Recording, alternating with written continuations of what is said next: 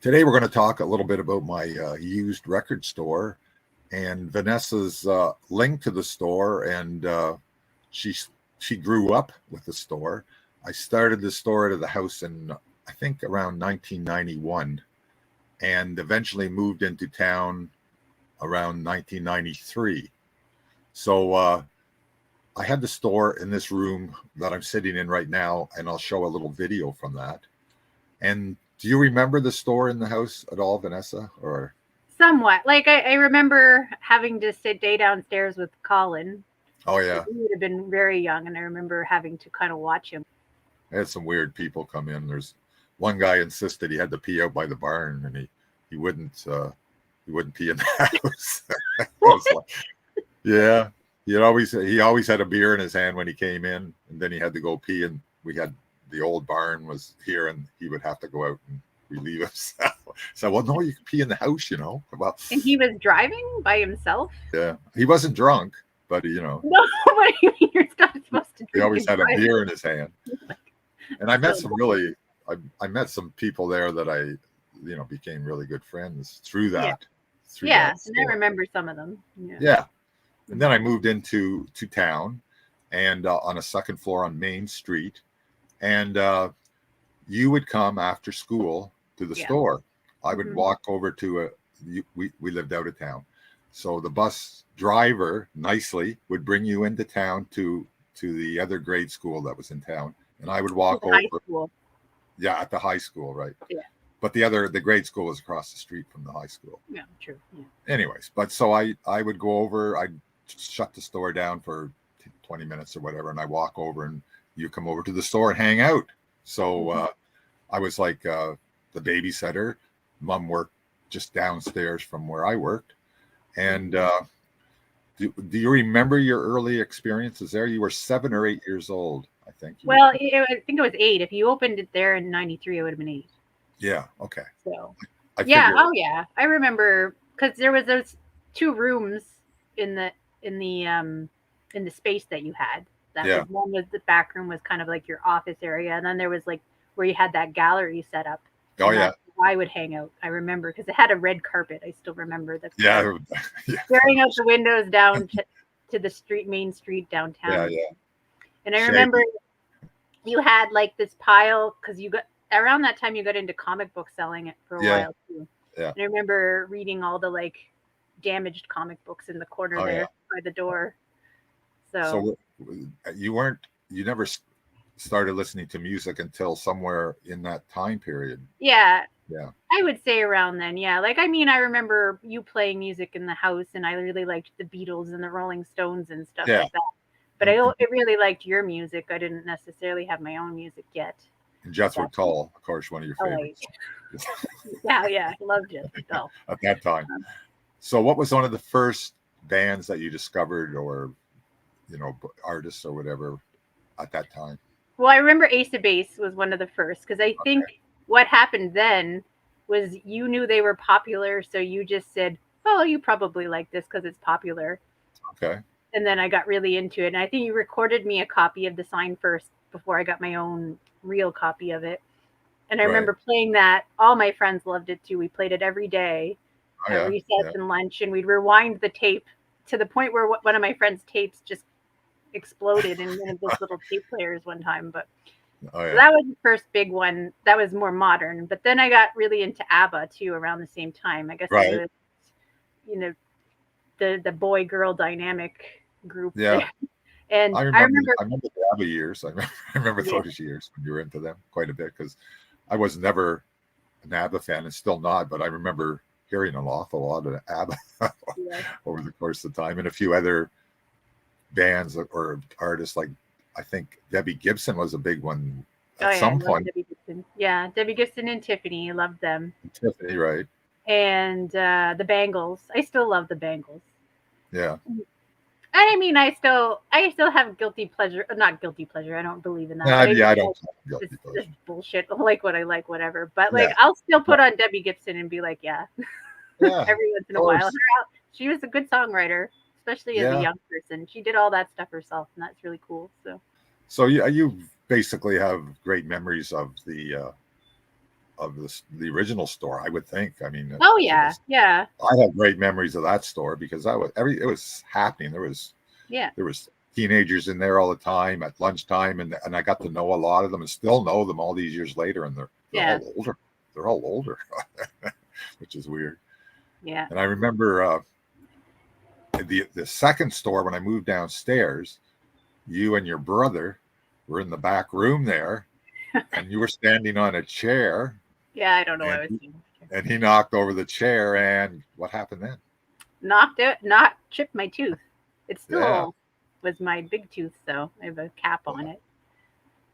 He was a few years younger, so he was, Yeah, and I don't he was, remember.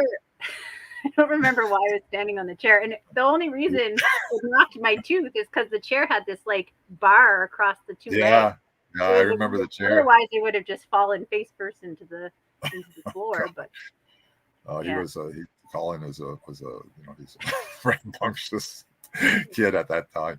he I was probably remember mad at me for something, he was upstairs in the first store, and he was running around all the time, but he ran and hit at the Oh, corner of my desk and split his lip wide I'll open. never And forget that day. That was we had to go to emergency, and it was like, oh, it looks like it looks like you were doing something, but he just split that too. And I think he still has a scar there on his. Oh yeah, I believe it. That was crazy. I remember waiting in the waiting room, and we could hear him scream as they were putting the stitches. I had to put a stitch through I on it. remember that. I don't think And I what? did that, but I was older. No, you were a lot better. You just wanted to listen to the music after a while. I think Yeah. the music became important, didn't it? It's kind of Yeah, thing. well, it was great for making mixtapes because I remember bringing in a tape and just being able to grab whatever based on what Yeah, you had, which made for some really interesting mixtapes that I still remember. yeah. Like some songs I'll still think of in succession from how I had them on the mixtapes back then. I had a dual deck there, so Yeah. it was easy to pirate some music from my store. I Well, mean, I was a kid. It's not like I had a ton of disposable income. no. But you had access to tons of music for sure. Yeah. Oh yeah, it was great. It was great for someone first getting into music and Yeah, discovering things and I had a what you good time there. That was my best time ever working. Was those 2 years I lasted upstairs, and then everybody complained about the stairs, so I thought, okay, I'll move down to the main street. And bad idea. yeah. I was paying real cheap rent. Some days in 2 days, I could make my rent, and Wow. I just wasn't a businessman. I didn't know how to handle the money, basically. Yeah. But I'm glad I did it. It was fun, and Yeah. So you were only and upstairs for 2 years? yeah, two No. It years. feels like it And then was I so moved. much longer, but I guess time passes Yeah, differently when you're a kid. that's because it was the best period, and you were young too, so it was probably seemed longer. But I don't Yeah. know. Unfortunately, I moved. I could still be there. I mean, the rent was like $200 a month back in the early '90s, which is just nothing really. I mean, Oh, I going to remember when you had Meatloaf on every format and you had that display, that Bat Out of Hell, where yeah, you had it on the 8-track and you had it on the record and you had it on the CD and yeah, I in the remember tape probably. tape. Yeah. Yeah. And I despise that album, but doesn't matter I what you mean, like.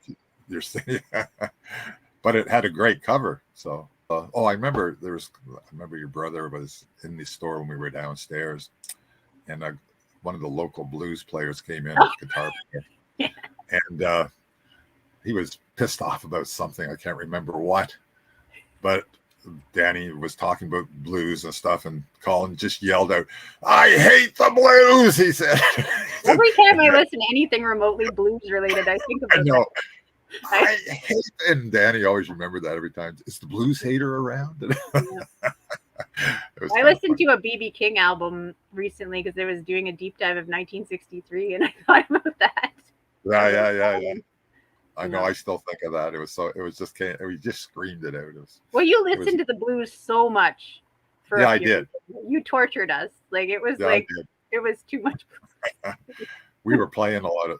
Well, we just started playing. I just started playing guitar when I started the store. So I had a guitar, but I never really played. So we were jamming a lot in this music store downstairs at once a week at least. And so blues was always important. I listened to blues way back. Yeah, but you just Savoy went through a period where you listened to it. Yeah, and a lot of older blues at that time too. Not just like Savoy Brown and stuff like that, but B.B. King and the Kings and real old stuff, some country blues. And yeah, I was trying to learn how to play like that, but all that finger picking stuff just is beyond me. How's your playing going, by the way? You're learning how to play guitar? It's going good. I'm definitely coming along. Yeah. Good. Yeah. You're sticking with it. That's the main thing. Yeah. I practice every day, basically. Yeah. I mean, yeah. I got a guitar when I was like 17 or 18, but I couldn't tune it, and there was no such thing as tuners then. And the tuner would be a person that knew how to tune it, and they weren't always around.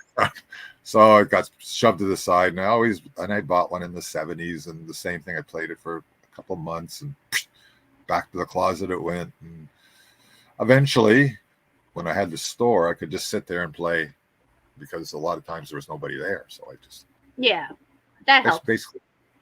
Basically taught myself and started jamming with some people. You could probably say you picked up record collecting or music collecting probably at the store then. My original probably store. I mean, because it was natural, I guess. It was all around you, and because really in this day and age it's not a necessary thing to do. But no. I still so physical media is what I will always have, of course. I mean, it's just well, no one can take that away from you. The one thing about streaming is it's great to have that access, but then things go offline all the time because there's contract disputes or whatever. Somebody says, oh, I don't want this on here anymore. Well, too bad. You can't do it anymore. So, when I have a record, nobody can do that. Well, they could, but it would be a lot harder. Well, I think we'll end it there. So that's just a little talk about my used record store that I had in the 90s. And my daughter hung out there sometimes because she had to. I mean, it wasn't because she didn't really have much of a sometimes.